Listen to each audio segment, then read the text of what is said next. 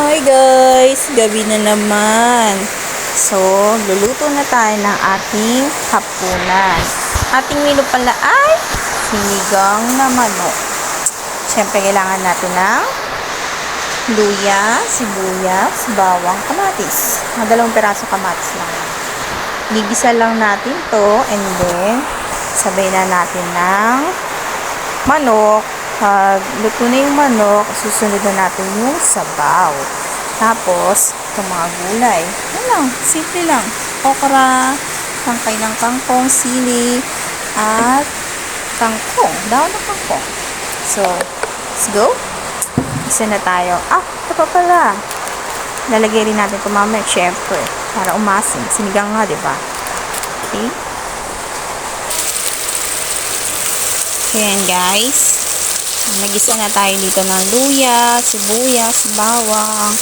And then pagka medyo luto-luto na yung bawang, medyo nag-brown-brown na, saka yung mga sibuyas, luya, hindi naman kailangan sunog na sunog. Ilalagyan na natin itong kamatis. Dito sa sinigang na manok ko, gusto ko yung kamatis, yung yung parang nagkukulay na siya. Yes, yung lambog na lambog para lasap na lasap mo yung lasa ng kamatis. Yan. Wait lang natin medyo malamog yung kamatis, tapos isasabay na natin yung manok sa paggisa bago natin lagyan ng tubig na pangsabaw. So yan na nga guys, lalagyan na natin yung mga chicken para magisa na din. Yan. Tapos alam nyo ba, sa paggigisa gusto ko nilalagyan na ng asin yung karne. Yan, salt. Para may lasa na naman manuot dun sa karne, dun sa laman ng manok natin. Yan. Halo-halo na lang ulit. So yan guys, check na natin kasi kumukulo na to. Yan na siya. So pag nakita nyo ganyan na parang na siya, naiiga-iga na yung sabaw niya. Yung ganyan. Yan o, kita nyo ba yan? Diba? Pwede na natin yung lagyan ng tubig. Siyempre yung tubig natin is 1 liter din. Sakto lang din dun sa mga halo natin na panigang. Ayan. Diba? Nakita nyo ba? Nakita nyo ba yung kulay niya? Diba? Nagkulay orange siya. Kulay na ng kamatis. So, natakpan natin ulit yan. Nakukulaan natin ulit. And then, hintayin natin kumulo. Lagyan na natin yung mga gulay. Unatin natin yung mga gulay na matitigas. Like this. Yung tangkay ng kangkong tsaka okra. Sasabay na natin dyan yung siling green para lumasa. And then, tsaka natin ilalas yung dahon ng kangkong. So, yun guys. Kumukulo na ang ating kaldero. Nalagyan na natin ngayon yung mga gulay. Pagsasabay-sabayin na natin yung syempre. Ganyan. Syempre, kalat natin. Medyo ilubog-lubog natin. Kita nyo ba yun? Ayan, lumalabas yung mantika ng sarap. Lalo na humigop na yung maulan na araw.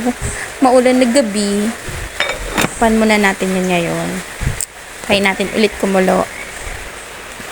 So, ayan guys. Kumulo na.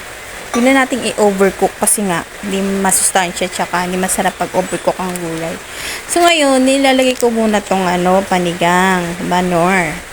Kasi, para nasa gitna siya ng gulay. Diba? Kasi yung unahin natin bago yung dahon, matatakpan siya. So, yan. Yan na natin. Tantang. Nakakamayin ko nga, baka magkandalaglagan eh. Yan.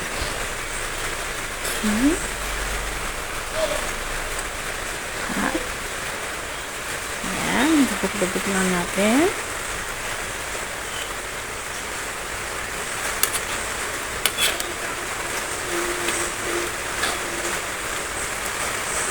Tapos, syempre, di mawawala ang pampalasa nating patis. patis. Para may konting ano. So, tansya-tansya na lang kayo, guys. Ako, hindi naman ako matakot sa patis eh. Yan. Diba? Yan naman, kumukulo-kulo na.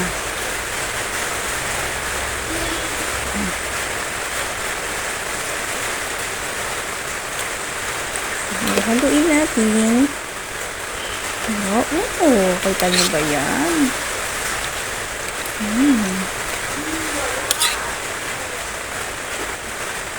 Sarap.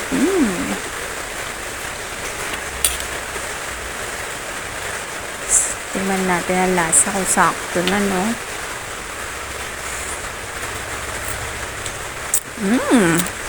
Sarap. Saktong-sakto na. Takpan natin. Nakubulo naman na siya. Pwede na natin i-off yung apoy para kasi mamaya pa tayo kakain. Hindi ma-overcook yung gulay, diba? That's all. Thank you. Bye!